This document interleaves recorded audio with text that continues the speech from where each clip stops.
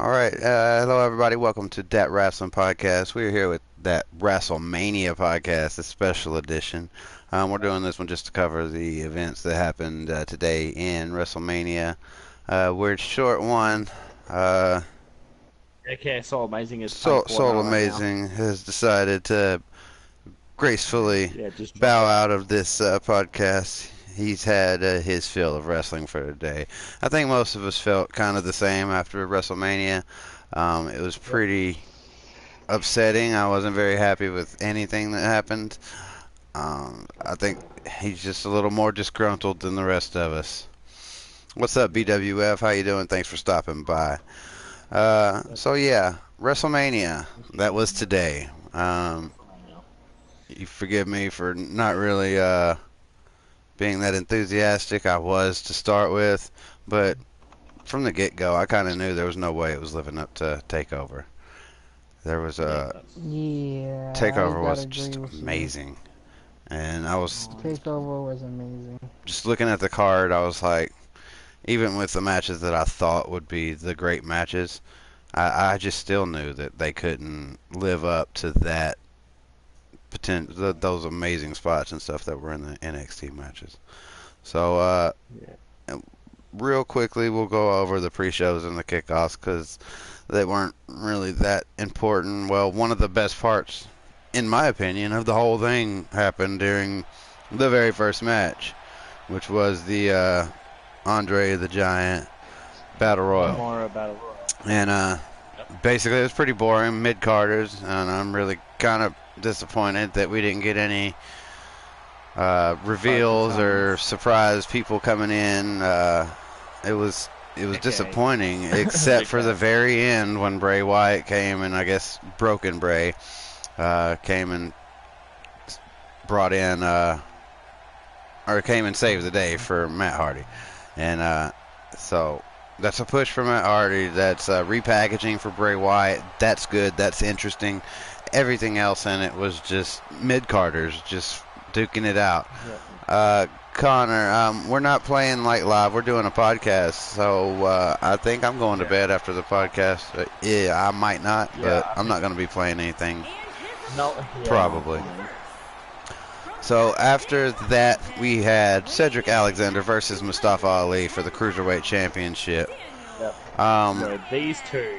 This was actually a decent match. It was pretty good. I had no problems with it. It wasn't like, this is WrestleMania. I expected it to be. I expect them to try to make everyone else have to step it up.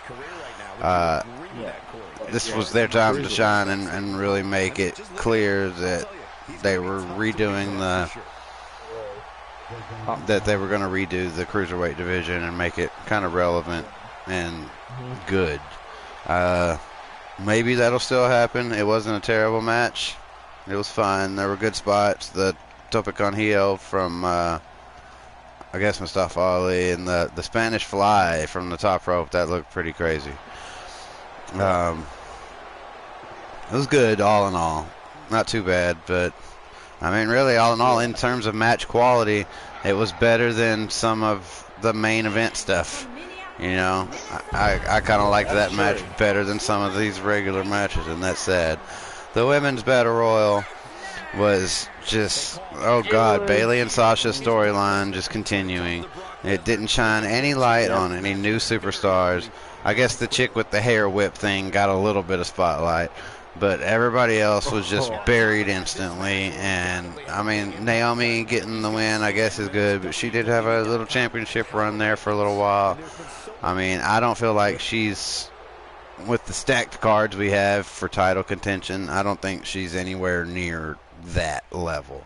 I don't think she's up there with Charlotte. I don't think she's up there with Asuka. I don't think, I mean, maybe with Carmella, maybe something with Nia Jax, but you've got other people coming in. You've got Ronda Rousey now. You've got Shayna Baszler probably going to go somewhere. You got Ember Moon maybe making a debut soon. So there's going to be other people. There's that whole Riot Squad and the Absolution. So where does Naomi fit in that? And are they going to just bury her like they did the Andre the Giant people? you know, the winners of it traditionally. And if that's the case, what's going to happen to Woke? Is this a bad sign for Woke and Matt Hardy? Because they bury everybody that wins that fucking tournament. That's true. Okay, can we actually like disagree right now that thank God Kurt Hawkins did not win that match? I would have been happy if Kurt Hawkins had won. It would be good because wow, Yeah, Kurt Hawkins finally got something. You know, it's been building up, so that would have been a payoff. You would need a new gimmick then if you won because. Well, I know, but I think the crowd would have popped really well if Kurt Hawkins would have won, just because of how long he's been losing. You know, the people that follow anyway. That was all of the pre-show and the kickoff, and we had assumed that WWE.com had the match lineups in order, and I was all ready to go, but they threw everything off whack. I mean, the match card was just completely off kilter. What they said was going to happen was, which, you know, WWE's not known for being honest, but, you know, if you're going to... We were watching the Andre the Giant Battle Royal, and we had the list of people who were confirmed to be in it, and Elias wasn't in it.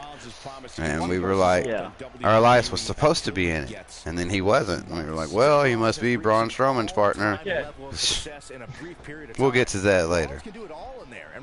So the first official match of the WrestleMania was probably one of the best matches of the WrestleMania, and that's unfortunate because it wasn't that great. It was maybe another pay-per-view quality, maybe not even SummerSlam. It was like a No Way Out or a Battleground or a Clash of Champions type match. It wasn't even a Big Four type pay-per-view, in my opinion.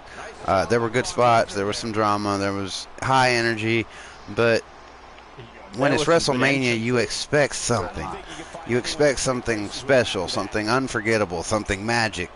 It was just it was a wrestling match. That's what it was. Most of it was basically That's the problem with WrestleMania this year, and we'll kind of, I think, summarize it all at the end.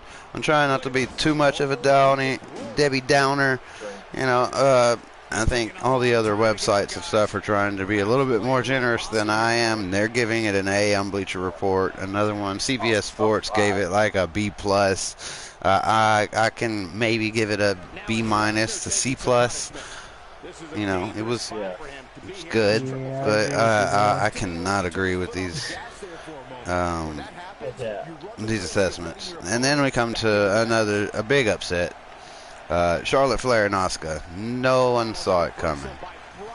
No one saw Charlotte retaining over Asuka for the simple fact that... yeah, freaking Charlotte winning. Yeah, that was... That surprised me, because all the hype around Asuka, and we're like, oh, who's going to beat Asuka?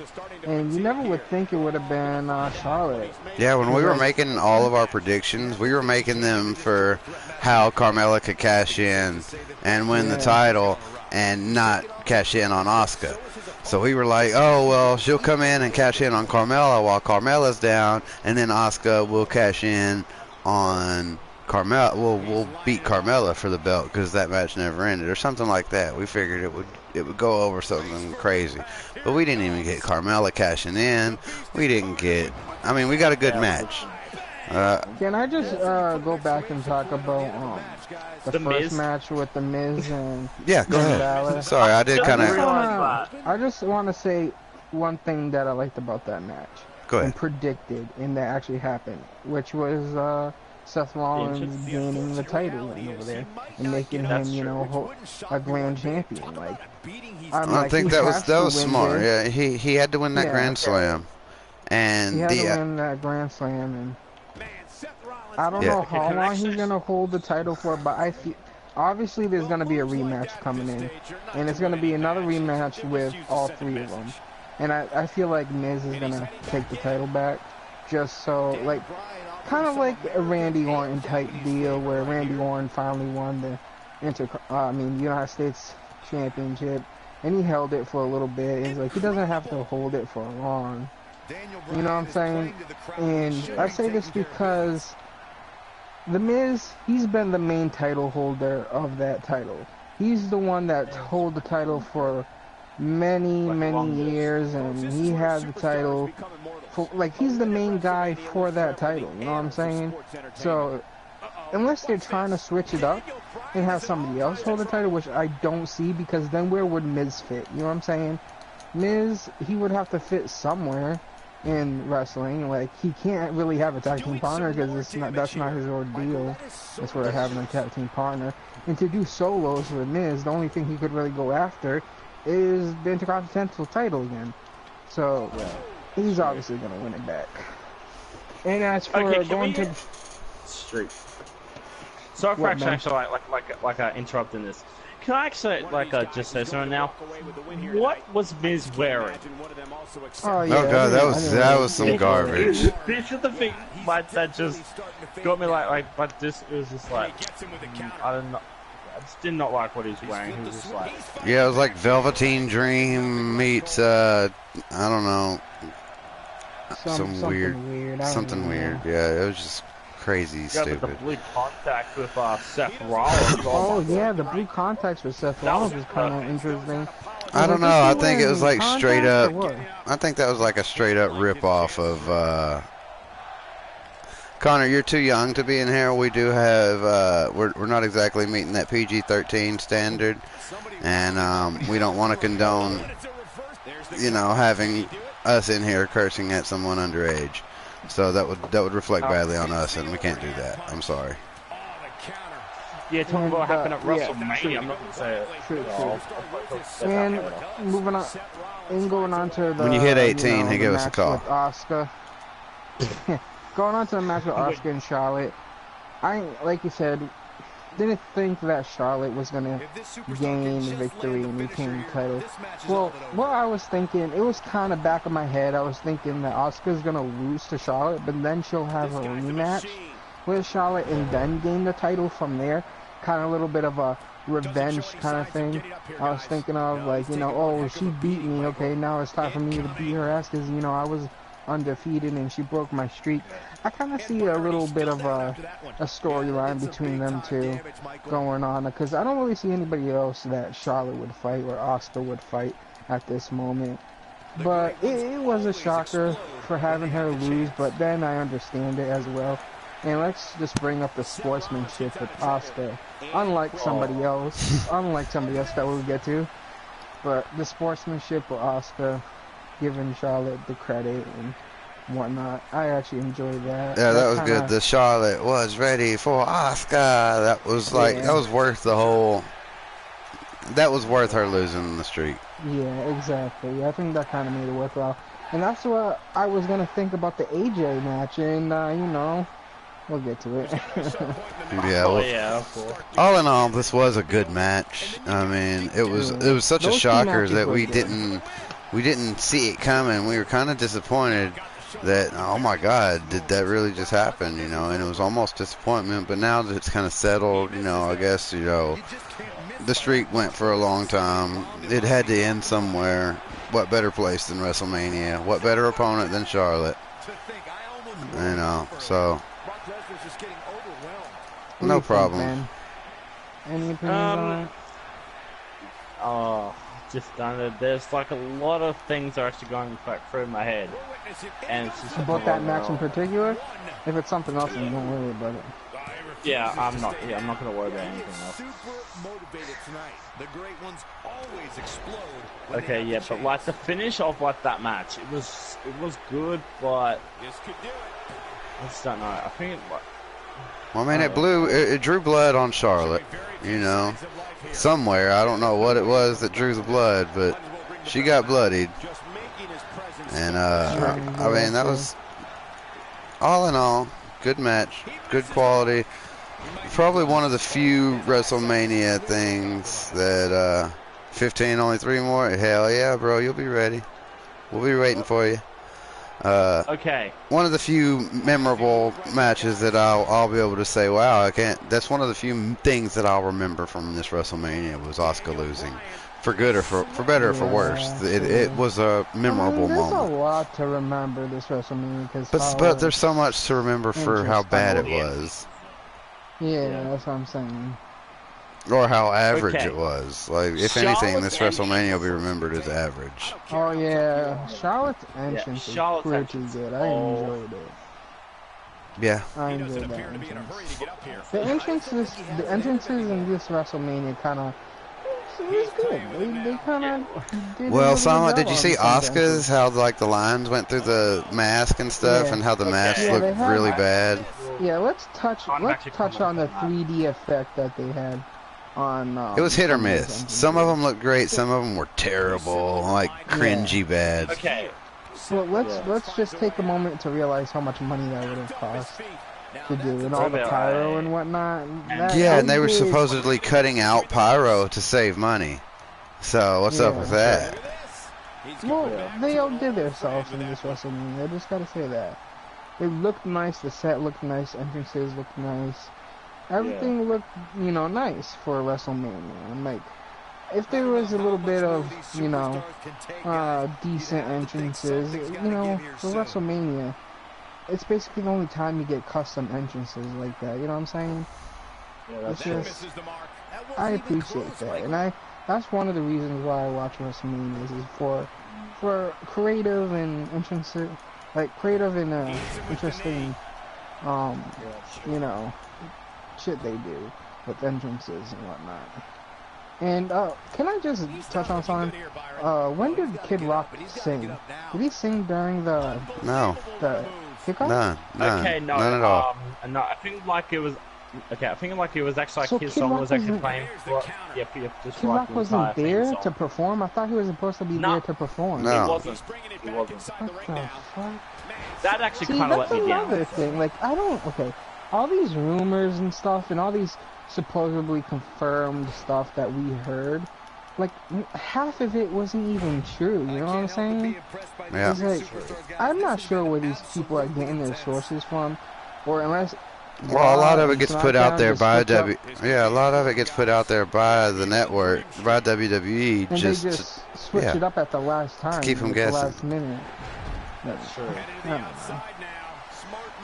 I guess we can move on to the next match. One of the things I need to Randy Orton, Jinder Mahal, Bobby Roode, and that other guy. Rusev. Yeah, Rusev Day. That guy. That other guy. That's what I guess Vince McMahon thinks of him, because if there was ever a time for Rusev to win, it was today. It would be done. And if there was ever a time to go ahead and tell Jinder Mahal, we're good, we're going to go ahead and wish you your best in your future endeavors, it was today. But they went with Jinder Mahal. They stuck the belt back on him. Because that's what they want to do, and there's some sense to it. It's like I said in the game. They want a heel. They want a heel that everyone hates, and who does everyone hate? Jinder Mahal. They generally hate Jinder Mahal, genuinely, not generally. I mean, it's real. It's seething because he doesn't deserve it, and a lot of people think he took steroids, and then he's like a triple threat. He's automatically just got a shitty attitude. People think he's on steroids, which is not good, and he's a foreign heel. So, yeah, I mean, there's nothing to not hate. I mean, he's got people that win his matches for him, all that stuff. So, I mean, yeah, but it wasn't a terrible match. The RKO after RKO after RKO, that was pretty nice, but I can't stand Jinder Mahal. Never an RKO in Randy's matches. I know, but they were good ones. RKO. So that's another reason why the match is pretty good. It's because of Randy's performance. And I'm not gonna say that the match was bad or didn't live up to its potential. Because just looking at the match card, it was just going to be a match. Just looking at it. Because there was no one really amazing on it. I mean, there was, like, there could have been some amazing spots. What, with Randy, that's about it. Like, what else would be amazing spots for what wrestler? Well, Rusev could have gotten them. That's what I'm saying, that no matter what Rusev did, it would have popped. I know, but Yeah, here's the that's thing. true. They had Jinder win for the story with Rusev. I know. And, I think that they'll have Rusev go. They needed a way to really solidify Rusev as a face, and give him somebody that he yeah. could go fight. That people would be like, yeah, please Rusev, beat this guy. Because we sure as hell don't want Because to see Randy Orton fight Jinder Mahal. I know. Good God, no, Yeah, because the please. rest are faces. Keep Bobby keep. and Randy are faces. So Well, they're not. Jinder if they Mahal's not going to want be a face Rusev, either. I know. But if they want Rusev to fight a face to just show off that to fight a heel, then he wouldn't be fighting faces. If he was a heel, he would be fighting faces like Randy Orton and whatnot. But they want Rusev to be a face, so he wouldn't be fighting another face like Randy or Bobby Roode. So the guarantee of Bobby and Randy not winning the title, because if it's all about Rusev and Rusev Day and they want this face thing to happen with him, they'll have him fight Jinder Mahal. And that's what I was thinking in the back of my head. I was like, okay, so I don't think Randy's going to keep the title. I don't think Bobby's going to win the title, because if this is going to be a Rusev Day type thing, they're trying to do with Rusev, since they put him in this match, and they're going to have Jinder Mahal win. And I see that. But, like, if he gets the victory over on Jinder Mahal, he would have to face another heel. And who would he be facing? You know what I'm saying? Say he wins the title from Jinder. Will there still be a continuing story with Jinder and Rusev? Like, do we really want to see a continuing story with Rusev and Jinder? I don't think I want to see that, but I'd rather see him take him out real quick. Yeah, definitely Hopefully this Monday. Randy and Bobby, yeah. Hopefully Jinder's a one-day champ. True, I feel you. And I don't know how long I want this Bludgeon Brothers reign to last either, but we'll get to that. I keep skipping ahead because next we had a little bit of a Ronda Rousey, Kurt Angle, Stephanie McMahon, and Triple H.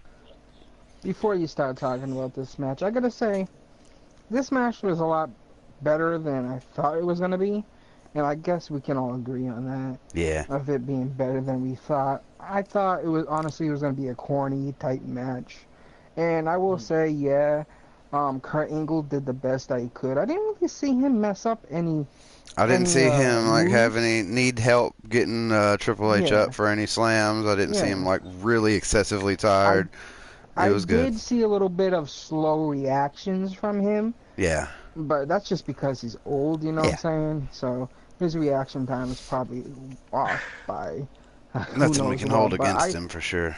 Yeah. I mean, I'm not going to say anything bad about that, because when you're that old, you know, your reaction times are not going to be that quick and fluent, because when he was fighting Triple H, there was some moments where his reaction times with Triple H was a bit slow, and you can see there wasn't that much fluent in the like match with him and Triple H, and they were going at it with each other, and I can understand that. And with Ronda, she did pretty decent for her first time in the ring.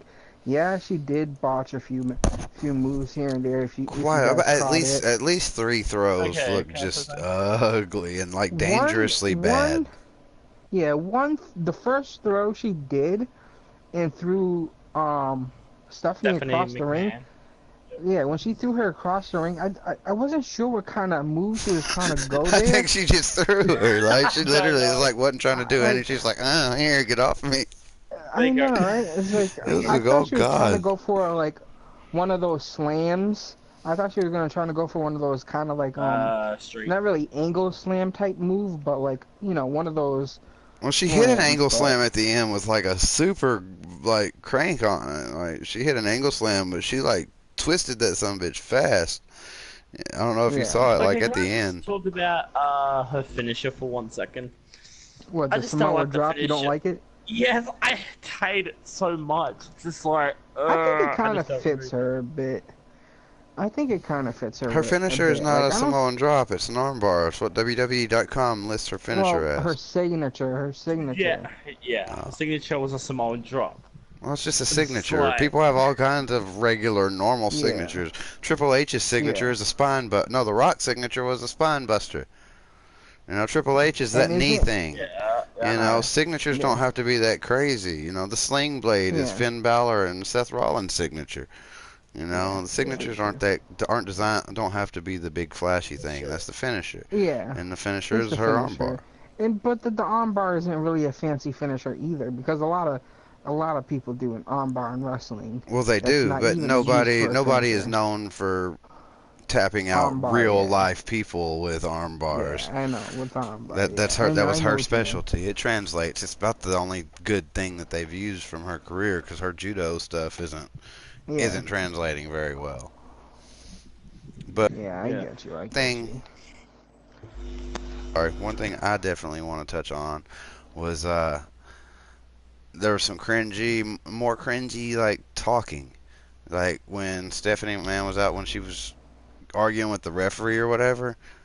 Normally when anybody else is arguing with the referee, it's like you can get it. You know, a face argues with the referee a certain way and a heel argues with the referee a certain way.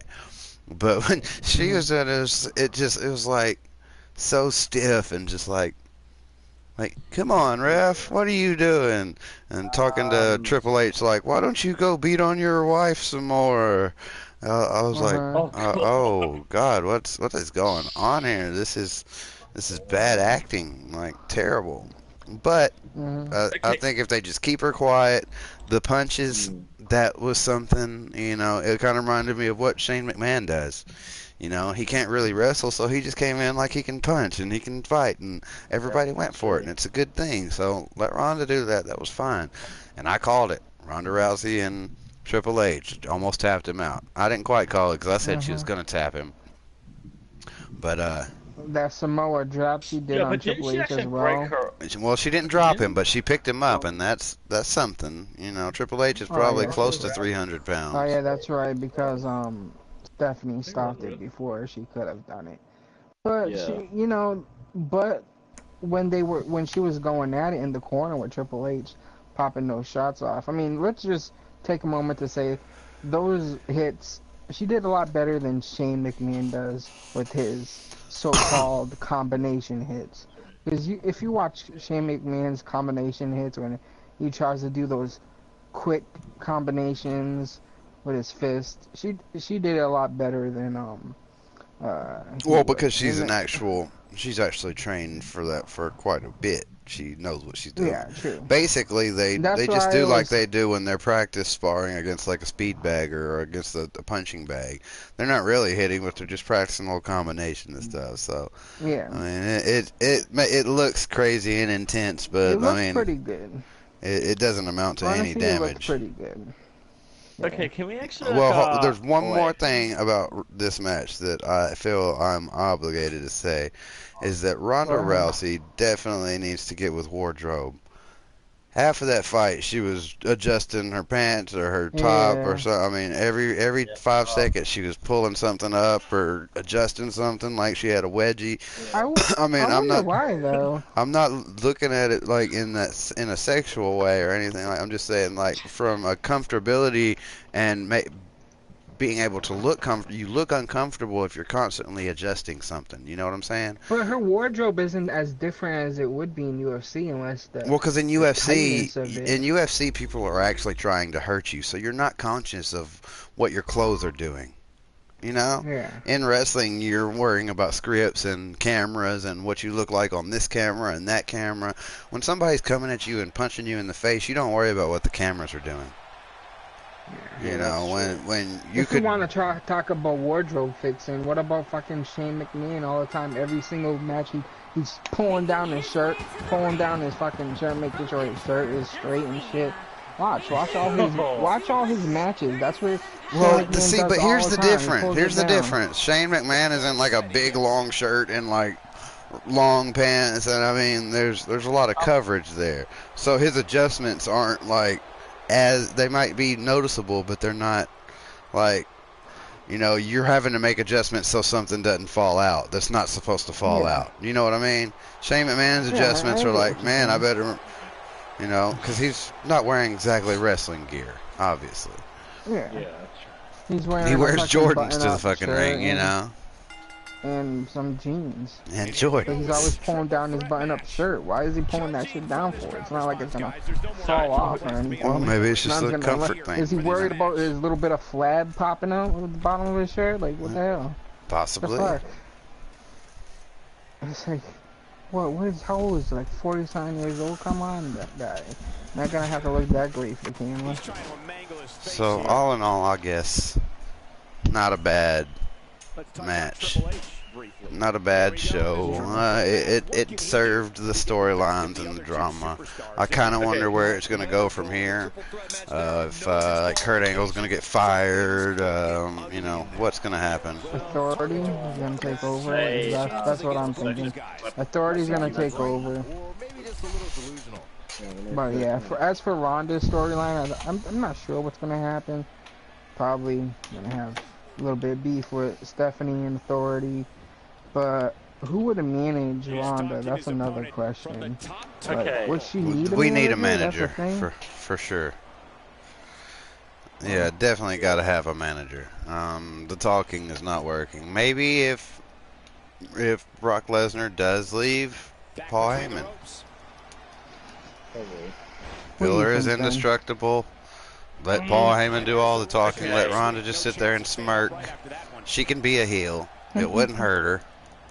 I see Okay, yeah, but this is actually like the thing I do want to note right now. The motorbikes that Triple H had for, I think that's not news, Ben. WrestleMania 32 entrance. No, but we can touch on the entrances. No, like, I mean, yeah. But that was recycled. That's an old, I mean, everything was supposed to be new and cool, and that's an old... I guess it was recycled. Okay, I will admit, though, it wasn't his coolest entrance, because I think it was last year's entrance. Where was it the Terminator thing? The Terminator thing? That was pretty dope, I'm not gonna lie. Okay, hang on. That was actually WrestleMania 31, he came out to the Terminator. Okay, then what was the other one, where he came out with the skull and the crown, and was it like the throne or something? Wasn't that? That was the that was WrestleMania. Oh shit, WrestleMania 30 against Daniel Bryan. That's what he did that against. I guess you wouldn't say it's really recycled. Yeah, he did come out one time with. Well, the only difference was that on the last time it was him riding one of those, and Stephanie was riding on the back. Yeah. This time she had her own motorcycle, like she could do something. Let me just talk for a second about how in the fucking world, I don't care if you've been training for the past year, there is no way in hell that Stephanie McMahon can block an armbar from Ronda Rousey and escape an armbar from Ronda Rousey not once but twice. You are full of fucking... I don't care how good you're trying to make Stephanie McMahon look. She should not have been able to escape an armbar without help from Triple H or Kurt Angle fucking up or like some dirty tactics. The first time Stephanie escaped, she gouged her eye. So I was like, okay, I'll give her that one. But the next time she escaped, she used, you know, technique, which I guess I can understand. You've been training, quote unquote. And, you know, she locked her arms, and that was good. But at no point in that would Ronda Rousey not really been able to just yank that shit off and be like, okay, no, we're still going for this. Yeah. True.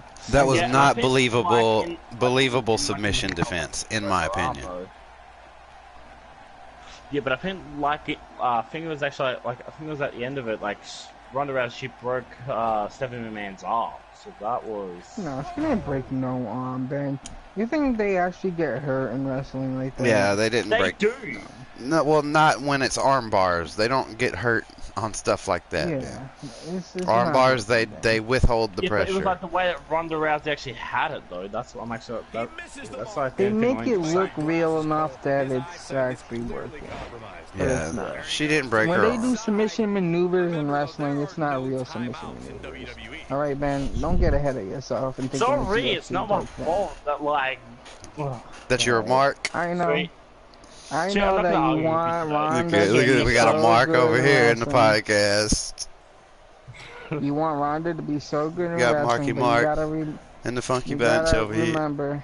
You gotta remember, it's wrestling and not UFC. So she's not breaking nobody's arm. She's not breaking nobody's face.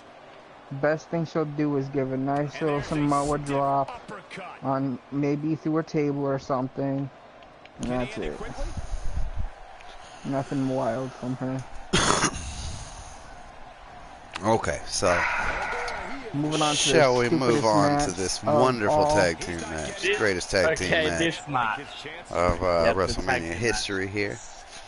Usos, New Day, Bludgeon Fag. What should have been probably what looked to be on paper that was going to be probably my favorite match was wasn't. Turned out to be one of the worst matches on which I do understand the booking, but I don't understand it being booked at WrestleMania.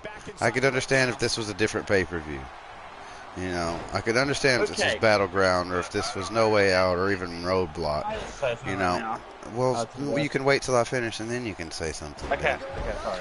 Sorry for interrupting. Sorry. Yeah. So you've got, you know, all this. You got two of the best tag teams that every time they get in the ring, they put on an amazing show. And it could have been that, and they still lose. You know what I mean? Bludgeon Brothers could have won. I would have had no problem with that. It's not the victory. It's the result is not my beef with this match. My beef with this match is that it served no purpose unless it's for a build-up into what, you know, Street wants, which is a faction type thing between Usos and the New Day. And I can agree with that, but this was the wrong time to have the Usos destroy the New Day and, I mean, not the Usos, but the Bludgeon Brothers destroy the New Day and the Usos, and their WrestleMania moments. Bludgeon Brothers got next year. They just started their push. New Day and Usos haven't had their WrestleMania wins yet. This was, I think, both of their first WrestleManias, you know, because New Day just hosted it. They weren't in one. I don't think.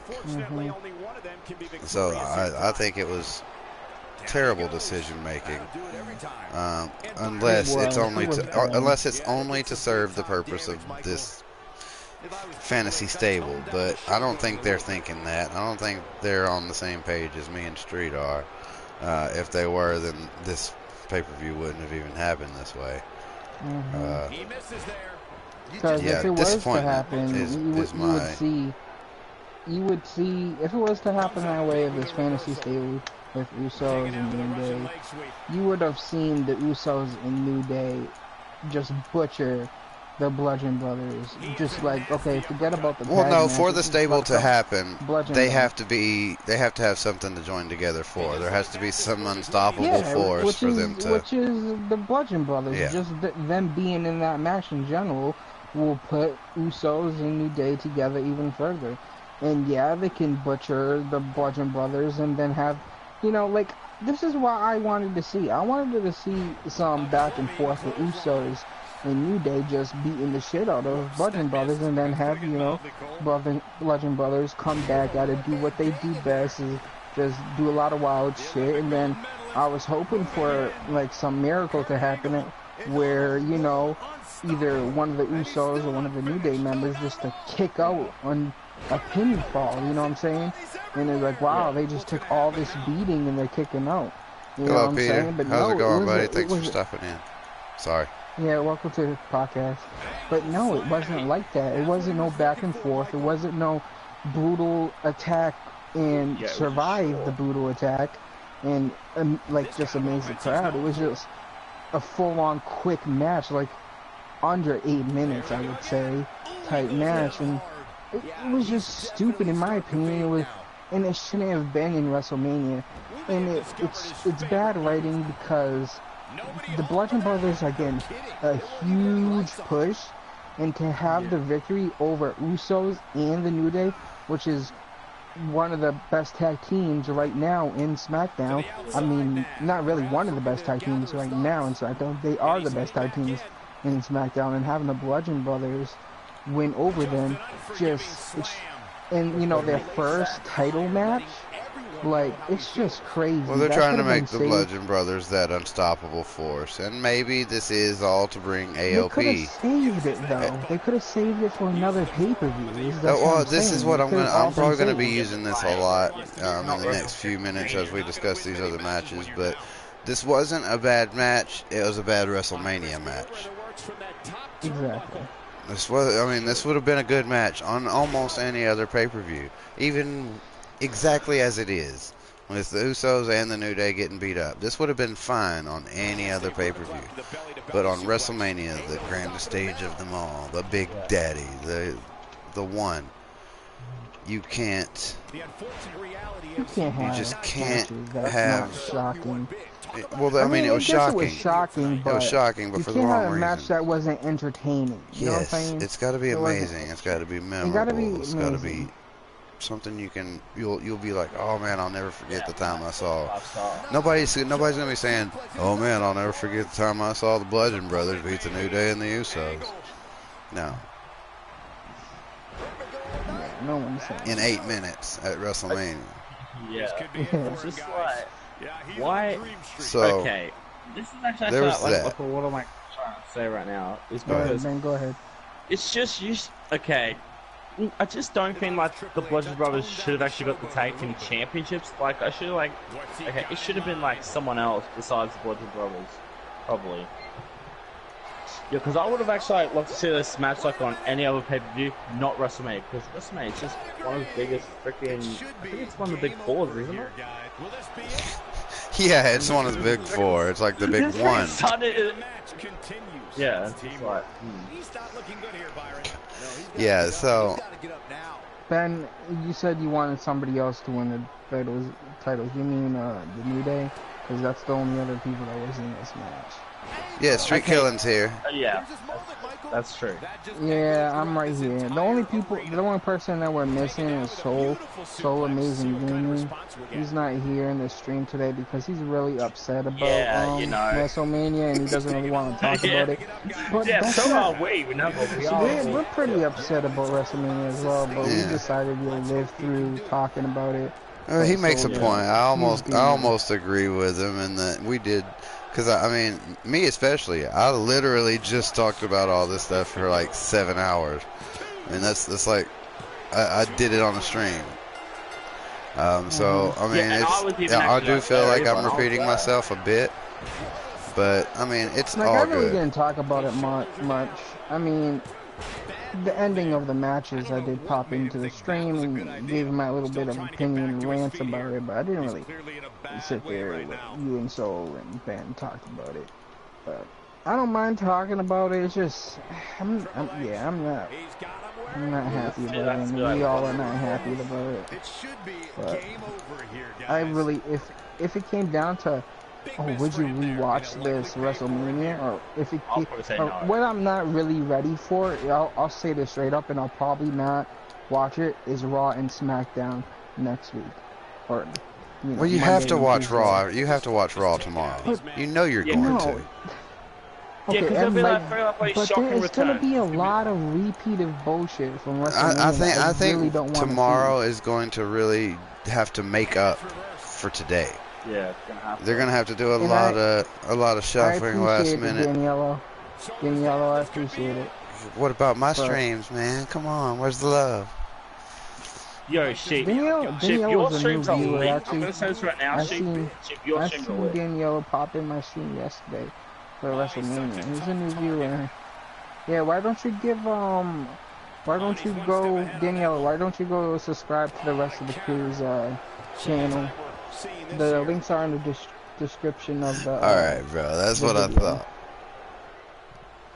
Alright, so let's just go straight into the next thing, which was John Cena versus Undertaker. I guess we should have mentioned that throughout during the Carmella and the, or not Carmella, but the Charlotte and Asuka match, a referee came out at the end and told John Cena that the Undertaker was there, and the Undertaker took off running to the back like a madman.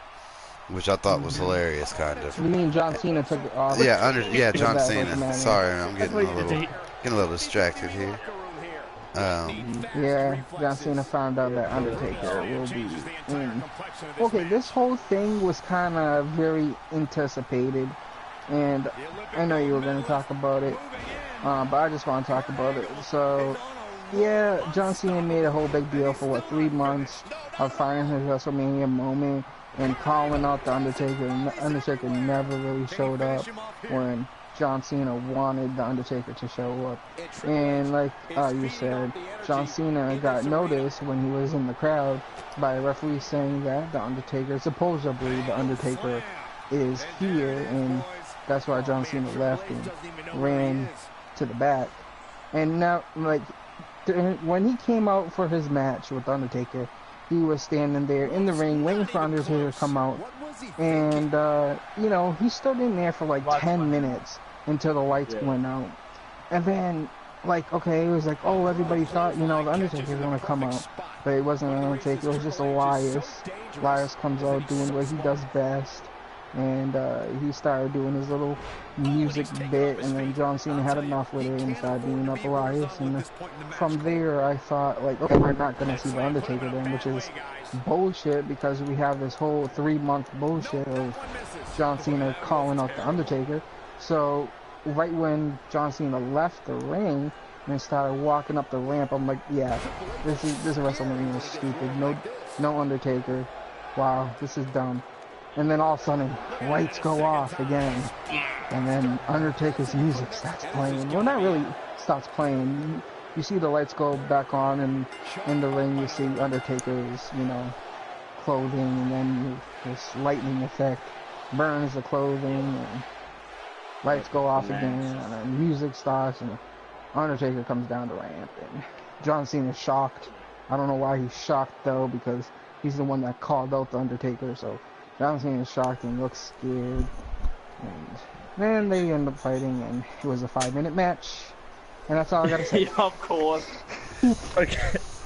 Okay, Well, a 5-minute match that I will forget in history. Because I will not remember that match. Can we actually talk about, like, the ending of this match? Of when Undertaker was actually pinning him? What about it? Go ahead, man. Okay, so I was actually like looking on Twitter like about this match, and the photo that I actually saw was John Cena's face was okay. I think it was about like I think it was like an inch away from the Undertaker's door. I'm not gonna say it though. The Undertaker's what, Ben? Yeah, We don't know what you mean. What, his toe? His armpit? No, His, you know, near where his ankle? his calf right muscle? near, His I don't thyroid? even know His how to Adam's break it. apple? You know, His abdomen? okay, you know, yeah. But it looked like it was actually okay. Yeah, it was not right near his. Okay, Ben, we're not in 4th grade. That's sometimes wrestling moves look like that. You know, Ben, when they do how power many bombs, times the you same gotta thing tell us, Ben? happens. It was right near his cock. You know, when they do power bombs, exactly. the same things happen, right? Mm. Yeah. Yeah, it's right there. That's wrestling. It happens. You want this podcast to be PG so much when the past 6 episodes was not PG, so you don't have to That's worry true. about that one. So No, it's not my fault we want it because to be PG. Okay, I will actually have to state this right now. Yeah, my mouth has actually been This is hurting. all that Ben remembers from this match, is that John Cena's face was next to Undertaker's cock. Not that it was a 5-minute match for a 3-month ordeal, but just that's what Ben is gonna remember. It was John Cena, Undertaker. Oh yeah, John Cena's. Well, that's another one that, you know. Here's my thoughts on. It wasn't a bad match. It was a bad WrestleMania match. You know, Undertaker's only got so much left in the tank, so he can't do a 15-minute I know you match. guys were arguing about it. Well, not really arguing, but Soul was rubbing it in, saying, "Oh, it was a great match. I'll take it." And you guys are saying it's a good match. I mean, it's what you want. Yeah, I wanted Undertaker to win, and I know that Undertaker doesn't have enough in him to put on like a 15-minute match or a 20-minute match. I know that, but the thing is, if you're having Undertaker come back and fighting someone, at least make it a little bit more interesting and not having it one-sided. Because John Cena only did one move that entire time, and it wasn't even a big move that he did. All he did was slam Triple H down on the mat once. I mean, Undertaker. Yeah. Undertaker. I was looking at Triple H on the fucking screen when you went to my head. But yeah, he just slammed Undertaker down on the mat one time, and then he went to go do his little fucking FU thing he does, and at least have it a little bit, like, they didn't have to do it. Like I was saying in the chat of your stream, saying, oh, we should have seen some signatures and not just one finisher from each superstar. But who's to say the Undertaker could take an AA right now? He just had a hip surgery. He's 51 years old and just had a hip surgery. Okay. Exactly. I understand that, but now I'm thinking about it. It could have just been a little bit of, scuffle back and forth. A little bit of hits here and there, throw to a turnbuckle, a little bit of a, punch in the midsection. And look, you have a legitimate gripe in that there wasn't enough. You think it was too one-sided for this to have been John Cena? Yeah, it was who just spent well, I mean, he's lost a lot lately, so I think maybe this is part storyline to write John Cena out for a little while. I kind of said something to humble him, I guess. Actually, just crashed on me. I'm not completely, I understand, but I just feel like it shouldn't have been done in the first place. I don't think anybody was really into it anyway. Nobody because really we all wanted a John knew Cena Undertaker match. In the screen right now. They wanted to see Undertaker, but what they want and the reality of what's possible are two different things. Because they want a great match with the Undertaker, and that's not going to happen. And they're still going to cheer. Nobody was going to be out there and cheer boring during an Undertaker match, or this is boring, or this is awful, because it's the Undertaker. Oh, okay. Speaking about this is okay. Yeah, we'll get there. Next match. Yeah, we'll get there. We get there. But right now, we'll go ahead and get to the next match because the Undertaker and John Cena was so quick. Let's make it a quick. It was there. It happened. Some people liked it. Some people didn't. I'm indifferent to it. I think it probably should have. They could have done something else, probably. I hate this so much. Don't worry about it, Ben. We're almost done. Ben, don't worry about the game, Ben. Just forget about it. Just talk about the freaking thing. No one. I wasn't even playing the matches. Who cares about the game? Yeah, it happens. Anyways. Ben. Next match was Daniel Bryan and Shane McMahon versus Kevin Owens and Sami Zayn. Which is, I think, everybody wanted to see. I think if you were to watch WrestleMania, you wanted to see this match, and you expected it to be a good match. And I'll let you talk about it, but I'll just give a little bit of thought and opinion on this match, just a little bit, because there's not really much to say, because most of it was already, it was there. You already knew what was going to happen. Out of anything that could have been predicted easily, this was kind of it. Nothing really was easy to predict. Well, the John Cena thing and Undertaker, we all knew John Cena was going to lose because they wouldn't let the Undertaker lose 3 times in a row at WrestleMania. Exactly. So, but Shane McMahon, go ahead. Yeah, Shane McMahon, has to carry half the match holding his stomach, which I think was legitimately. I think he was legitimately hurting from that because Shane McMahon will walk over glass to sell tickets. So exactly, he carries half the match for storyline reasons apparently, and just gets. I'm sure probably put himself through unnecessary pain, because what would have been best in that match was to have Daniel Bryan just come back and. I mean, maybe even lose, but for Daniel Bryan to have fought most of that match. I mean, he didn't even fight half the fight. I'm pretty sure over half of the match he was outside being, quote-unquote, attended to. Yeah, true. But that was the anticipation, because they're not really anticipation, but it was the kind of, not shocker, but you have the shocker that, oh, Daniel Bryan's coming back. But then you have, oh, no, he's not going to be in this match because he's hurt. Maybe he has a neck injury again or whatever injury. Oh no. Or I But could then tell you're as like, soon oh as yeah, he's Shane gonna come McMahon back calls in. somebody, oh, somebody get out here. I was in the stream. I was like, yeah, you know that's fake when Shane McMahon calls it, because if Yeah, he was really hurt, they would have came any fucking way. yeah, You know, instantly, and like from out from under the ring and the audience and everywhere, people just appear when somebody actually gets hurt yeah, now. Yeah, exactly. you can tell there's a difference. Yeah, and Um, so yeah, he was down out in the back, like they're okay. So they were saying they was gonna bring him out on the stretcher. You could see during the whole almost half of the match that Daniel Bryan was just still laying over there on the floor, and then just be like, yeah, okay, we act like we're doing something, but we're not. And it's like, yeah, when is Daniel Bryan's gonna get up? And you're saying this during basically through the entire match. You're like, when is Daniel Bryan getting up? When is Daniel Bryan getting up? When is he getting up? When is he gonna come back in the ring? It's like we're seeing Shane take a beating and giving some off as well.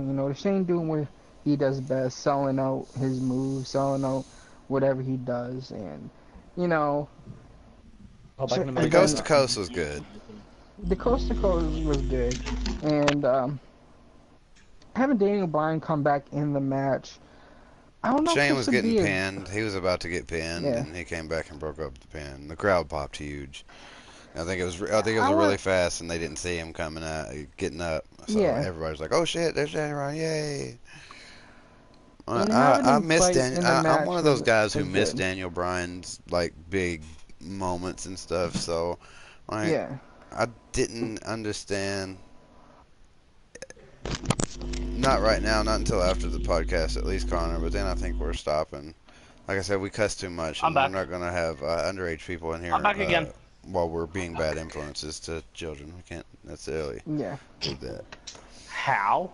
Who's Oh your wait. best Oh wait, WWE do alright. superstar? Do you mean on the game, or do you mean who's like our favorites? But yeah, that match was well, it was a match. It happened. It was Yeah. good, but I expected more, to be honest. I mean, I guess with it being No. WrestleMania, I just expect nothing but greatness. I I mean, expected it more. I expected Daniel Bryan to play more part of this match, yeah, but then I guess I understand where they try to win with this. Like, oh, Bryan is back. He's gonna have his match. He's gonna wrestle again, and then having him on the sideline for a little, like mm, most of the match. I guess I understand it because we kind of get the feeling of the doubt of him not having a match at WrestleMania and not having his like comeback that he wanted. But and then have that so-called shocker. Oh, he's getting back in the ring and he's fighting them off and whatnot. But in the end, I kind of thought that, well, not really thought, but I wanted Kevin Owens and Sami to win. I'm a fan of the Sami and Kevin show. I'm a yeah, fan of yeah. these two working together because they make great heels together and having like I didn't really see it at first. I didn't see it happening because how Sami Zayn's been a face for a while, but having Sami a heel is actually pretty good. I can see it in him, like his whole thing that he does where he's being sarcastic and whatnot and like being all happy about everything that's going on. It's kind of like that sociopath kind of thing where he's happy to be such an asshole, you know what I'm saying? He's jumping around the ring and doing his thing and laughing and shit. It's pretty funny and entertaining to watch. Yeah. And I gotta say, It seems real. I like the team. Yeah. Yeah. Connor, yeah, I join your parties all the time when I'm not streaming. I don't mind playing with you when I'm not online, but I can't be seen online sitting there cussing to a kid. And you'll notice like when I play with you, I generally probably don't cuss as much and stuff like that as well. So I can be me and the full me that I need to be when I'm streaming. I don't generally stream or party up with people who are under 18. That's just personal, and it's nothing against you. It's just to keep me out of trouble. Honestly, I don't want anybody being like, "You're over here teaching a 16-year-old how to cuss." You know, I'm not gonna be that guy. A bad influence who's you know, inspiring people to do bad things. Without like a 11-year-old. Yeah. So, no personal reasons. And like when I'm not streaming, I definitely don't mind playing Fortnite with you and stuff like that, or playing WWE. But we keep it to Can we this. Can we talk about where Kevin and Sammy's gonna go next? Do you think they're gonna be reinstated on SmackDown or get drafted to Raw? Well, there could be some kind of storyline stuff to get them back on SmackDown, but I really see them being a Raw brand type thing because they're a big draw, I think, as far as heels go. Yeah, but that's true. Yeah, but then actually, like also realized, remember, like we actually do have the draft coming back. Yeah, maybe. Yeah, because they've been actually. No, they've actually been like advertising WWE is needing on for a Wrestlemania. draft. Raw and SmackDown is needing for a draft, and I think Oh it's yeah, gonna I happen agree they soon. need one, but when does WWE ever do what they need to do? I don't know. So, I mean, it's whatever. We yeah. can get on to the next match. I mean, the match was good. Sammy and Kevin and Daniel Bryan and Shane.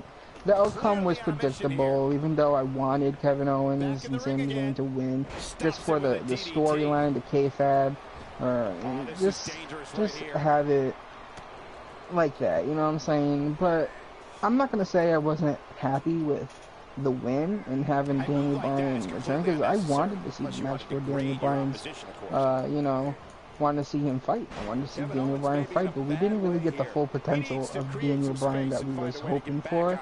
As a fan of Daniel Bryan, like, you gotta admit that you wanted to see Daniel Bryan carry this match as much as he could, with giving Shane a chance, you know, to bleed his brand and, you know, be who he is. Well, it is what it is. It was a match. It was there. Yeah, but I It think was like the good. I wouldn't really say it was WrestleMania worthy as well, because it wasn't really unique or anything. It didn't have much hype to it. I guess the only hype of the match was having Daniel Bryan come back after supposed injury and whatnot, and being on the sideline. But it was there. It was done. Yep. So that leads us to Alexa Bliss, Nia Jax. One of the few other predictable matches of the night, and I think that's what kind of made it more boring, was that it was so predictable. It was pretty funny to watch her go beat up Mickie James at the beginning, and then the scream where she screamed and Alexa Bliss screamed, but not the same kind of scream. That was a pretty funny little moment. But I mean, I don't have much to say about this match. If anybody wants to take the lead on this one, it was I don't have good. much to say either. I can't say it was shocking for Nia Jax to win. If you're a fan of WWE and you know WWE and their writing, I can't really say you know their writing, but you know where they go with stuff. You kind of predicted that Nia Jax was going to win, especially because they painted themselves into a Bliss. corner. They didn't have a choice. Yeah. How Alexa Bliss was kind of like basically a bully and calling her fat. They can't have, like we discussed it on that last podcast, they can't have. You can't have the bully win. Losing. Can't have the bully win. Exactly. And there's nothing else to say, other than if you want to talk about who you think there's gonna happen after, like, who would Nia Jax fight? Would there be a rematch? You know, there has to be. There's a contractually obligated rematch that's always takes place, and it'll probably be Nia winning again. She'll keep it? I think so. You think she'll keep it? I think because it would be almost the same as, you know, how they had to let her win this time. You can't take it away so soon. You know what I mean? Yeah, true. I see that. Yeah. She's gonna have to hold the title for maybe a month or two. Maybe until next pay-per-view. You know what I'm saying? I can see that. I can say the same with Jinder Mahal. I don't know. Maybe not. I mean, that's kind of ahead. But I don't know. Yeah, we can move on to the next match, which was a shocker. of match. Oh yeah, AJ Styles, Shinsuke Nakamura. That was it was supposed to be the best match on the card. It was supposed to be really great, and all this, an instant classic. All the things that smarks or smart marks, as they call them, would be into. The smart wrestling fans, the people who, you know, the hardcore wrestling fans who are really into it and follow it. This was supposed to be a match for them. It did not live up to that. This was a match I was really. This was a match I was really waiting for, and okay, I won't say it wasn't. I won't say it was a bad match. I mean, it wasn't. We got the best, but the outcome of the match is what really got to me, and I did not like that at all. Oh no, the match wasn't the best. The match wasn't an instant classic. It wasn't a 5-star match. Yeah, it was on any other pay-per-view, it would have been a solid 4 out of 5, you know, something like that. But it was not a 5-star match. It was not an A+. It was not even an A. It was a B+ in my book. Yeah. I agree. But and the turn, yeah, you're right. The heel turn from Shinsuke at the end, it really did make me go have a jaw drop moment. So I guess if that's what they were going for, to just shock the shit out of us, they succeeded. If they were trying to, you know, do a Walking Dead, you know, Negan killing Glenn kind of moment, that's kind of what they went for right there. They just kind of broke everybody's hearts for a little bit. Yeah, true. That's what really got to me, is that heel turn from Shinsuke. Like, so I thought that he was actually generally, I don't know, say that name word. Like, generally thought he was gonna give some sportsmanship. I'm like, wow, he's giving the title to AJ Styles. He's kneeling down, giving the title to AJ Styles, showing his sportsmanship, saying, okay, you got me. You got the title, here you go. But then that low blow, cheap shot. It's just like, wow, really? It's like, really? That? They really put a shocker. If it was a shocker to happen in WrestleMania, I think that was the biggest shocker there was. And if in the match, I said it was a great match, but that might be pushing it a little bit. It was a decent match, I agree. If Soul was here, he will also discuss and say that we don't get the AJ Styles that we want to see. If you're a big fan of AJ Styles and you see AJ Styles perform in other brands like TNA and Ring of Honor and New Japan, you know he's a great performer. And we talked about it during the last podcast, that they're just caressing AJ Styles. They don't want him injured because he's a cash cow. He makes money. You know, wherever there's a show with him on it, they're just guaranteed to make money off of it. And I can't say that he's not performing amazingly, because AJ Styles is still a great performer, even if he's not to his full potential in WWE. He's still a good performer. And the match was decent and great in my opinion, and that's it. It was a match, it was there, it was nothing crazy, it was just a match, just the outcome is what shocked me. And that was it, and I guess it shocked everybody.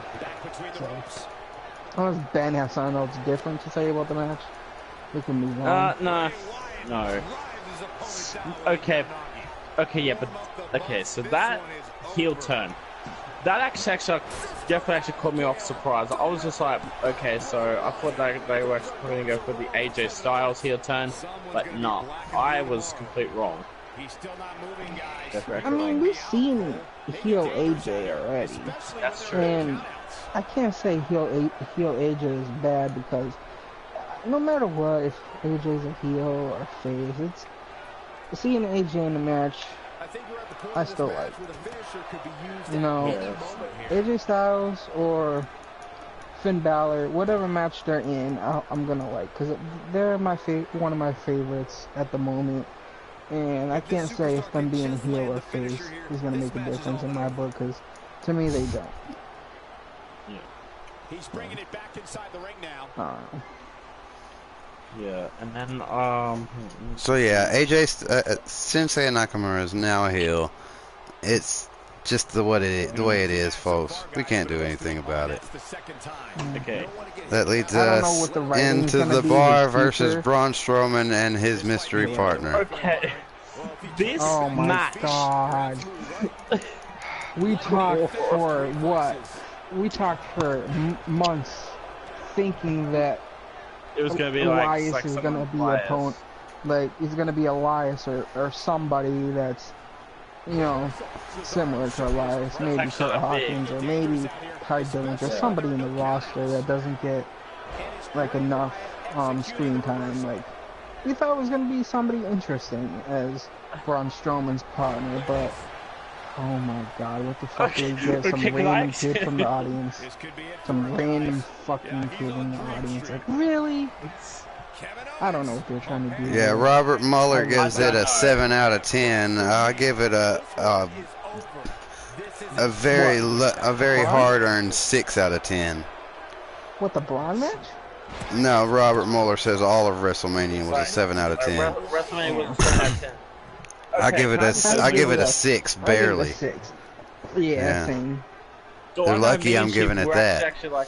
So this was in my opinion, like, I don't see how they can sustain it if it was just a gimmick. Are we just drawing Strowman a joke now, just completely? Well, I guess at the same time it makes him look really strong because he can beat the bar by himself with a kid. But where does this go from here? yeah, where does it go? Is this kid going to be a WWE superstar? Yeah, is this kid gonna be just carried for? Is this kid just gonna be carried by Braun until he loses or they lose their title? Like, I don't know. They have to be thinking about the writing about this. Like, I'm pretty sure that it was a setup. Like, this kid isn't a random kid. I'm pretty sure it's either somebody's son or somebody's son that's in the WWE. Yeah, something. It has to be something. Obviously, they did writing for this, and they planned ahead, because if they do not plan ahead for this, then I wouldn't know where they're gonna go with this.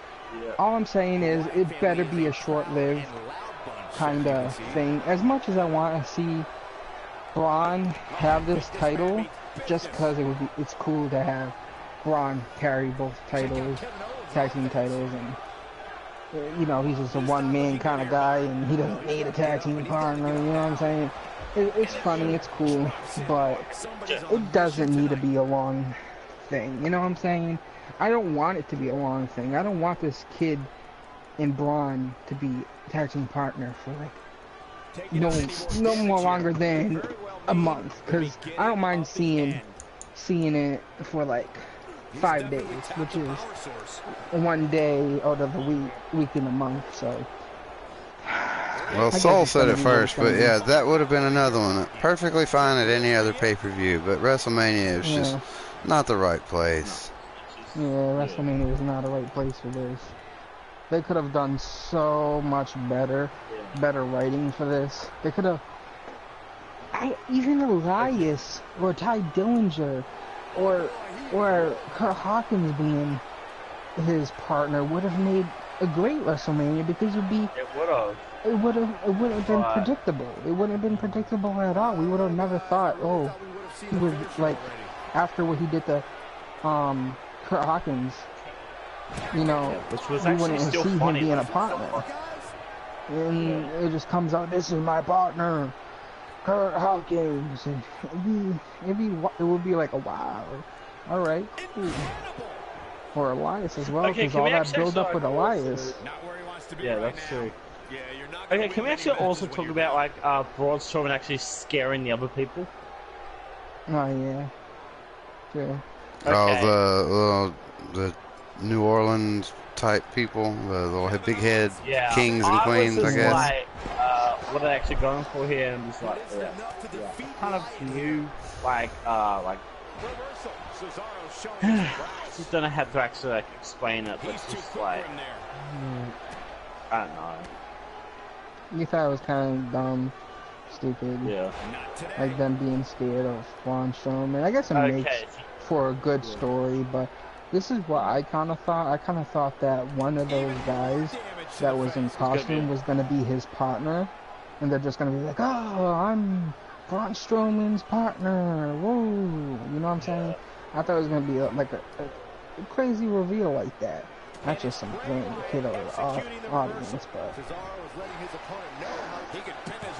Yeah, people actually like said that it was either going to be Rey Mysterio, Bobby Lashley, Elias, or Kurt Hawkins, and then like when that little kid came up, I was just like, no. Okay, this WrestleMania is just like, yeah. At that point, I kind of had no hope for WrestleMania. I was like, the last match has to either be an amazing match, a full-on, full-blown, total non-stop action type match with like just like a lot of wow moments to recover from how bad WrestleMania was. But if we're getting to the next match, we can talk about the next match now if you want. Yeah, and this will be the last one. Yeah, go ahead. Why was there no return? There was no return. That's what should have actually made surprises. No surprises. No big. Hey, guess who's back? No. WrestleMania debuts. No, nothing. And that's always. I know, there was one person that was in no that Kid today. Rock when they said Kid Rock was gonna be there. It was nothing. It was stupid, and I didn't like that. Did anyone actually see No Way Jose in the crowd? Yeah. I seen Dana yeah, White I saw that. I thought Braun was gonna pick him for his partner for a sec. Can we kind of go back a few matches about the Oscar match? Okay. Like that's way back. That's way back. I kind of just remembered this, but during that Oscar match, and when was it the Oscar match? No, it wasn't the Oscar match. My bad. It was Shinsuke. Back to that Shinsuke match. I kind of remembered Shinsuke's entrance when he has that girl guitarist. Yeah. Can we just say that was horrible? I'm just gonna say that was horrible. I did not enjoy that. What was horrible? The guitar playing? Yeah, it wasn't the greatest. I mean, I kind of liked the takeover version where all the violin players were playing the song and whatnot. I like that one better than the guitar. Well, it wasn't terrible. No, thank you. Like it wasn't the greatest though. Well, see, that stuff records bad live. It was probably better if you were there, but I can't guarantee that. Probably. Well, yeah, let's get on AKA Soul. Main event here. Main event. Soul's favorite of it all, Brock Lesnar, hitting fucking at least 10. 6 F5s. Okay, it was actually 6 F5s. No, I'm not talking about F5s. He hit like 10 fucking suplexes. I don't know if you guys caught it, but there was a person in the background in the crowd counting the suplexes. Oh yeah, the guy with the numbers. Yeah, I saw him. He had a number up every time he did it, and Michael Cole was like, "Oh, what? This is his 5th suplex," and it was like the 7th one that he did. It's like, wow, Michael Cole, learn how to fucking count, right, dude? Like this dude in the background, don't know who he is counting better than he is. Like 10 fucking suplexes on Roman Reigns. And no, I can't say that's amazing because that's basically Brock Lesnar's whole gimmick is his suplex city, bitch. And it was what it was. The match was what it was, and the F5s was pretty good. He took five or 6 F5s. I don't remember what he said then, but it was actually 6. The most of the match.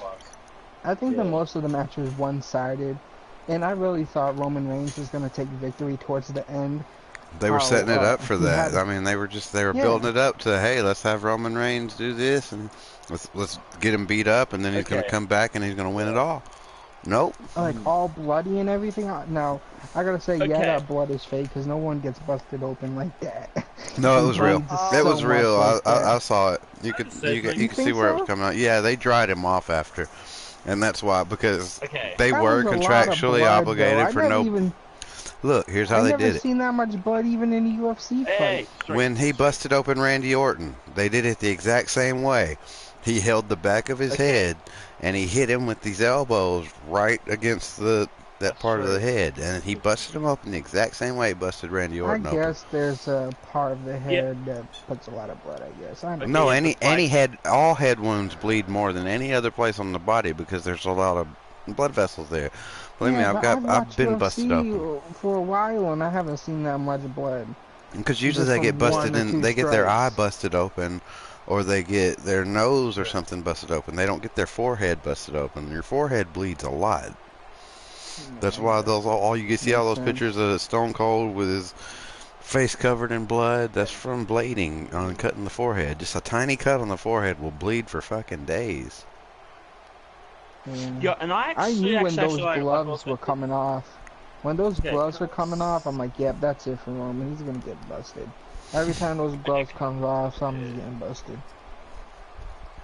Yeah, I really actually did thought there was a no blood policy in New Orleans. There was, and the way they got through with that was they didn't blade. No blood policy is no intentional blood. And the only way you can intentionally bleed is to blade. Blading's been outlawed for a while.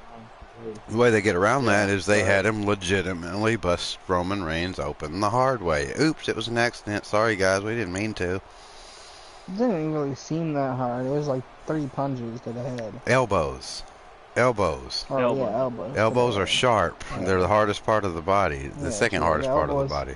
See, that's another thing about wrestling, and how wrestling had a open fist policy back in the day. There was no closed fist back in the day. You couldn't fight with a closed fist, but they learned how to fight with elbows and knees, and that's a lot worse than fighting with a closed fist. And that's how they got around with fighting in WWE, is to use elbows and knees instead of a closed fist, which makes no sense. If they have a closed you got to understand that most regulations and laws, even today, make no sense. They're all over the place. There's laws and rules that you're like, what's the point of this? It's backwards. It's like the same thing. It's like the same thing with the UFC. They had a rule with no closed fists to the back of the head, and they got around with that with using elbows and knees to the back of the head to knock somebody out, or like a kind of like a, not really a closed fist, but a closed palm strike to the back of the head. And was I the only one who noticed? I was asking y'all during the podcast. Was I the only one who noticed Brock Lesnar seemed really tired? Yeah, so did I. Like, there were a couple of slams where it looked like Brock Lesnar couldn't even pick up Roman Reigns. Like, he barely got him up. He dropped him on his head one time on the outside, and then a couple of those suplexes on the inside of the ring. He did some late night partying before. Yeah, he was not in shape for that. And if that's what he's going to look like going back to UFC, I'm scared for him. Yep. He's going to get fucked up. Well, maybe not, because he is Brock Lesnar. Yeah, true. Okay. Let's just talk about. Well, go ahead, Ben.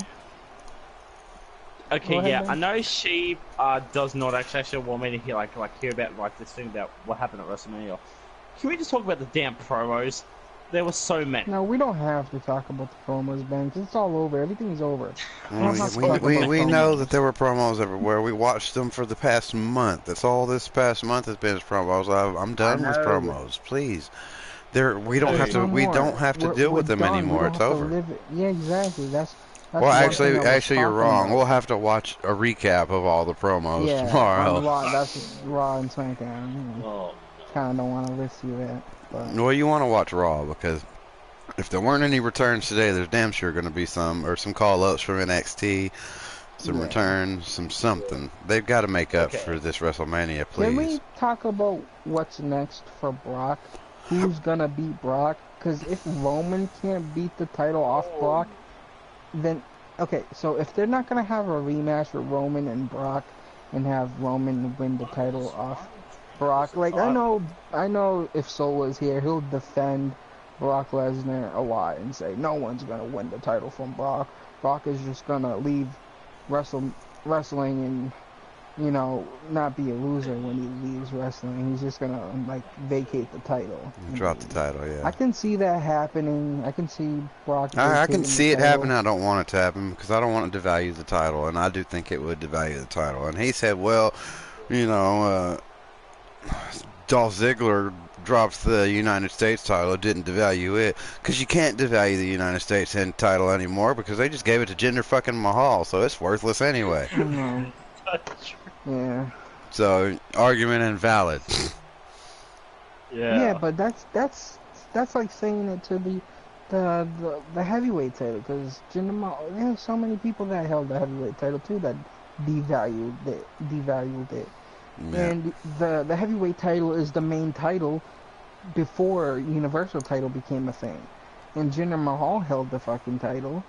Like, so you can't really devalue the title. And I'm going to fight against that as well as Soul will fight against it. Because I understand his point. Because you can't really have it, devalue a title unless it devalues it. Here's how you devalue it. Bad way. The champion who holds that belt, whoever holds the Universal title, after Brock Lesnar drops it because nobody could beat him, whoever holds that title is still not the Universal champion because they didn't beat Brock Lesnar. True, but it's devalued because they're not as good as Brock Lesnar. I know Soul fought it when I argued with him saying that Finn Balor is gonna go after the title, and he said, "Oh, if Roman can't win Brock, then what you think Finn Balor is gonna do?" I understand that, and this is why I think it's either gonna be Finn Balor going after the title or Roman if Roman does not get his rematch and wins the title. That's only if Roman doesn't win his rematch. Unless we have an appearance, like somebody coming back, like either Samoa Joe or Bobby Big Lashley. Show, or Bobby Lashley. But Big Show, not really, because no one really wants to see Big Show hold the title. Nobody would believe Big Show could beat Brock Lesnar at this point. Yeah, could beat Brock Lesnar. But I can see Samoa Joe possibly beating Brock Lesnar for the title. But the thing is, if this whole big heel turn from Roman Reigns is supposed to happen, and it's been going around for a while, and I know Soul doesn't like the idea of Roman being a heel, because obviously we know that him being a face is not working out for him.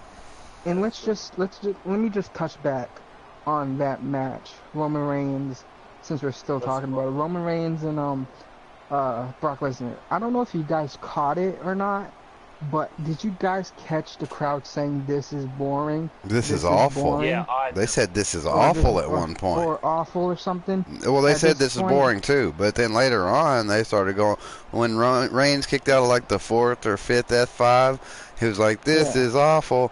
They just completely gave up on the main event of WrestleMania. That is the worst nightmare for a WrestleMania event. And what's worse is that's the second time it's happened to Brock Lesnar. And not to mention, along with those chants, we even got to hear a CM Punk chant. When there's a CM Punk chant. Did you not hear they were chanting, "We want Nicholas"? Really? They were chanting for that little kid from Braun Strowman. They were saying, "We want Nicholas." Yeah. I heard the CM Punk chant. I heard this is awful. I heard this is boring. And I'm like, wow, to hear this during the main event really shows of WrestleMania. That's supposed to be the main event of WrestleMania is supposed to be the biggest match of the year. Last year it was Brock Lesnar and Goldberg. And you know what? Who we can blame for? You know who we can blame for to making this the main event when it wasn't supposed to? Vince. Paul fucking Heyman. No, not Vince. It wasn't Vince's fault. Paul fucking Heyman fought for this match to be main event. It wasn't supposed I believe to be that was storyline. That was storyline. It had to be. No, it wasn't. It wasn't a storyline at all. It wasn't supposed to be the main event. It was supposed to be the co-main event, which would have led. I guess I understand, which is if we were thinking about AJ and Shinsuke being the main event, even though that wouldn't really make another good in main event either because of the whole heel turn, but it would be surprising, and it would be more understandable, and I don't think anybody would be. That heel turn would have been better. Look, I would have liked that heel turn better if it would have been at the end of WrestleMania. Exactly. I promise you, I would have been like, holy shit, Shinsuke just turned heel at the end of WrestleMania. That's crazy, off the air. Let us think about that. I don't know what they was thinking of making the co-main event that tag team match. They kind of fucked up there. They're idiots. Having AJ Styles and Shinsuke the co-main event, or having them the main event, would have made for a better card layout. They're fucking idiots. Fucking idiots. I don't know who's writing SmackDown and Raw or whatever, but they gotta get help from NXT. That's definitely true. Yeah, they should just send all the WWE writers down to NXT for like a couple weeks session. Yeah. But definitely, guys, this was not an exciting WrestleMania. We almost really didn't even do this podcast because we were so underwhelmed by WrestleMania. The only reason I still went through with it is because we promised it to you guys. We said that we would do it, so we're here. We're doing it. As much as some of us don't really want to. Yeah, I know you did. I almost didn't enjoy it. Like I was saying this to Sheep and Ben. I'm like, guys, I'm not gonna do this WrestleMania podcast, and I said it because it was terrible. But then I was like, you know what? I guess I'll join the podcast and just sit there and talk about it and just deal with it, because I'm gonna have to deal with it on Raw and SmackDown anyways. It's just gonna pop back up, so might as well get it over and done with until it's done for real. And I mean, I don't mind talking about it, but it wasn't a great WrestleMania, and having to keep up with NXT was never gonna happen. Yeah, that's the problem. If anything, I think they should maybe have WrestleMania and then NXT the next night. You know, they're gonna have to switch it up or something, because you can't follow that shit. You just can't. NXT's gonna have to follow WrestleMania next time, unless they do better writing on the next WrestleMania. That's true. But I don't know, dude. Well, they'll have to have some great matchups next year, because I knew from the beginning that I wasn't very excited for this WrestleMania. I really wasn't. I can't say the matchups wasn't great. The matchups was there. It's what we had to work with in wrestling right now. Like, say a match that you would rather see of what's going on in wrestling instead right now, of John Cena and Undertaker. I would have rather seen almost anything. Instead of I wasn't done. Instead of Brock Lesnar and Roman Reigns, I probably would have rather seen almost anything. Instead of Nia Jax and Alexa Bliss, I probably would have rather seen. No. But they had to do it because they're the champions. So that's the thing. It had to have. There were other opponents they could have had. No matter. There could have been a different opponent for Brock Lesnar. There could have been a different opponent for Alexa Bliss. I mean, sure, Nia Jax needs her time to shine, but it wasn't WrestleMania. Well, I'm sure Roman Reigns or Brock Lesnar needs to lose the title at some point, but I don't think this was Lesnar, because it would have still been the same thing no matter who his fucking opponent is. Brock Lesnar match is always a fucking Brock Lesnar match, and it's just always gonna be. Well, maybe one day it'll change, and I think that's what the whole build-up's for. That's why I had Roman kicked out of 5 F5s. I was expecting for a Carmella cash-in, but no cash-ins, no surprises. That's the biggest bummer.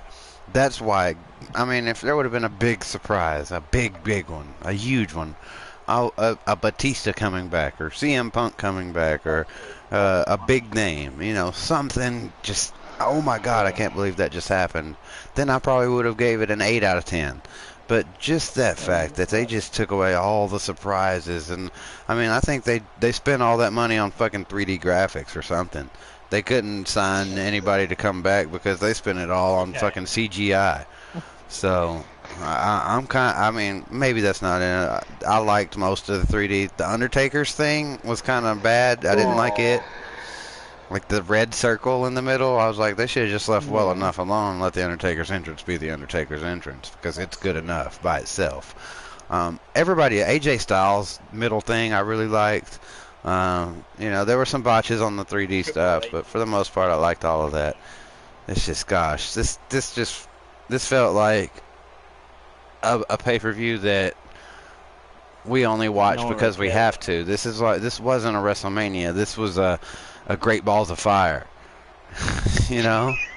I agree. Okay. It's like a Great Balls of Fire. Yeah, well, we watched it because it was there. And I mean, I don't know why I sat through 8 hours. I didn't watch all of I missed like 30 minutes of the pre-show, but all in all, I watched like 8 hours of fucking wrestling today. I slept through it. I slept in through it. And NXT in its 3 hour glory was hands over fist better than everything. The worst match on NXT was better than the best match on WrestleMania. I'm sorry. I'm just going to have to say it. The worst match. Though. That is true. That is true. Okay, can we also actually just address right now? So you know how Shinsuke Nakamura was the winner of the Royal Rumble? Okay, so I actually thought like the Royal Rumble winner was supposed to actually advance to the main event of WrestleMania. No, it's not the main event. They get a title shot. They're not guaranteed a main event. They're guaranteed a title shot. So yes, I was actually just like looking up the WrestleMania 34 results, and this is actually what I a little bit found a little stupid interesting. WrestleMania 34 has truly lived up to its name as the greatest WWE event of the year. You're reading from somebody who was paid by WWE. I think so. They were paid. Nobody has that opinion right now. If they do, then they're a complete mark. Yeah. No real wrestling fan is legitimately happy with WrestleMania right now. No real wrestling. I don't see how anybody could be happy with WrestleMania right now. I don't see what they were thinking. I mean, I'm not just like, oh, this is the worst thing ever, but this was close to the worst thing ever. Yeah, just like, you know, just watching it just from like just a perspective, it's just like no. I'm finished talking about WrestleMania. Yeah, I think I'm done too. We're gonna call that an end of this stream, guys. It's been the stream was fun, but WrestleMania wasn't. So we'll just say that. I always enjoy coming here. Yeah, it wasn't that bad. It wasn't just like horrible to get through, but it is what it is. We'll be back again next week, as long as everybody doesn't quit wrestling. I'm going to keep watching. I'm sure Ben will. I don't know about everybody else. Yep, of course. But I'll be back for that wrestling podcast next Saturday at our usual Dat Wrasslin podcast time. Anybody want to say something, get something going? Anybody? Predictions, anything quick to add? I am actually drinking a Monster Never Energy mind. drink This is Dat Wrasslin podcast. You guys have a great day. Take it easy.